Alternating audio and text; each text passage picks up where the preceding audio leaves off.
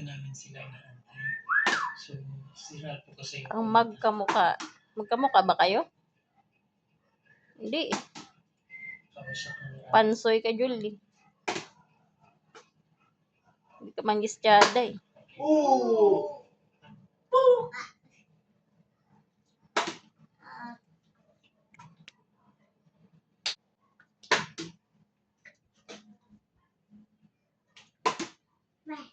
Okay, yung mga kabayan kasama na natin itong kapatid ko natin. Anong pangalan? Marunong sa papa. Ayan, si Ate Waymay. So, ito po yung tinulungan natin dito. Yung may sira-sira bahay. Siya po yung kapatid na naghahanap sa kanya. Almost 30 years ago silang hindi nakikita. Galing. Okay, pero mabuhay ko. Ano nangyari? Bakit 30 years to ka hindi nakikita? O yung iniinom mo oh. Maubos mo na yan, Dan ah. Kala ko pampatulog lang.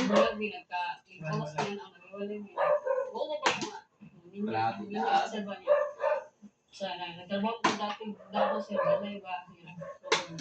Tukad na nagminyo siya, alam mo nagkita.